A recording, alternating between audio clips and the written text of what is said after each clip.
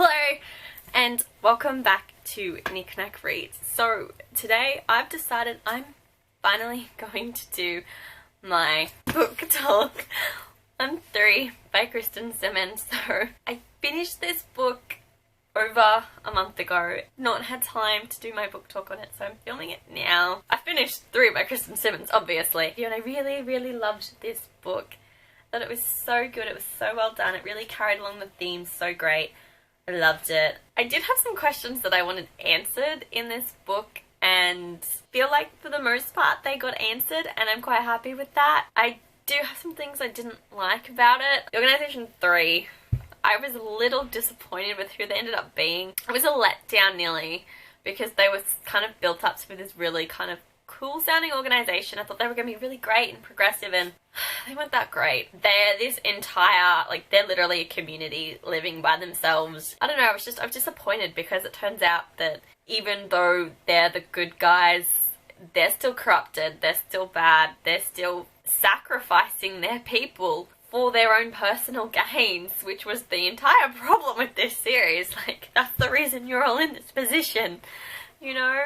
And yeah, so that was frustrating for me. It's interesting. You end up finding Chase's uncle Jesse, and he wasn't part of 3, but then you found out he was part of 3, and he had a big pot, like this big role to play, and I didn't like his character, and then I did like his character. He was like a character that had the onion layers, you know, he was the onion character, and you just kept peeling away and finding out more about him, so I found him to be a very intriguing character. And I think the biggest kind of like plot twist for me was finding out that the chick that died, who we thought was the sniper, wasn't dead. Only made out to think she was dead because her dad was the leader of 3. It was just insane. 3 picks up pretty much straight after Breaking Point ends. The safe house has been blown up, and this is set 3 days after that, so they've just been walking around trying to find the survivors, and they've had no success. What a surprise. They haven't found the survivors. They end up stumbling upon Jesse's group, who are the survivors, and they're like attacking one another and fighting, and they're not succeeding, and then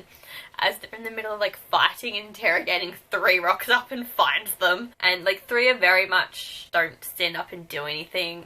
They're just big talk, and then they just sort of want to storm the place and go on this crazy suicide mission to just make a stand, but it's only gonna kill everybody. There was not an epic car chase. I'm disappointed by that because I really wanted an epic car chase. However, there was a car chasing scene where Jesse was driving a van and he crashed it into police cruisers, and the police cruisers followed him, but we were too busy paying attention to Ember, who had fallen down into this like river, and we just saw the end tail of that, and that was a bit disappointing for me because I wanted to see an epic car chase, but you know, cars were bashing into one another, so we kind of got there. Wasn't as epic as it should have been, but it was something.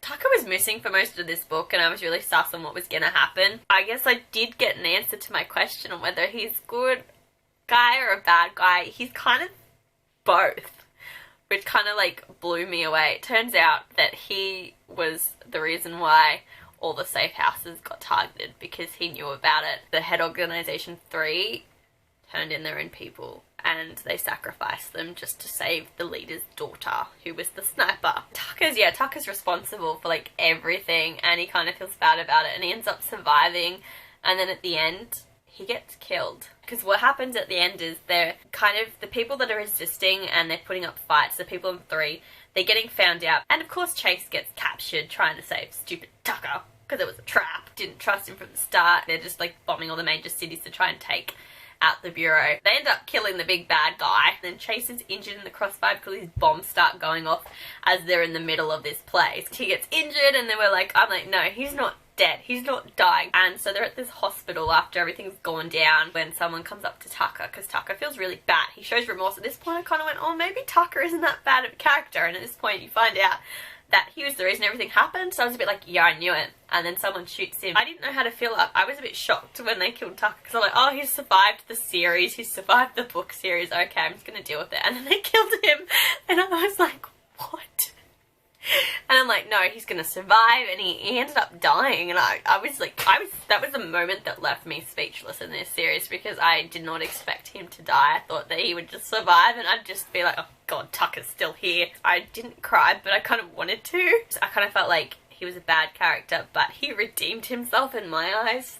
Don't know how, but it happened. And then they kind of just jumped to 3 months later. Amber and Chase are at like the border to Mexico, and they're helping people sneak over to Mexico, but so you don't even know what happened to their friends. You just know that they're alive, but you don't know what's going on. And I'm like, I really love to know what else happened, what happened after, because I feel like you kind of got this tiny little snippet into it, but you don't actually know what happened. So I would love to have like a novella on it, just to find out what happened with them. I would definitely read it again and pick it up when I have finished reading the other 15 books on my TBR pile. A lot of people died, and I appreciate that the author had the guts to kill off popular characters, because I find a lot of authors want to give you the happy ending when they're doing war books. They don't make it realistic, and as much as I hate it, I have so much more respect and appreciation for authors who have the guts to, you know what, just kill off characters because it's realistic in life.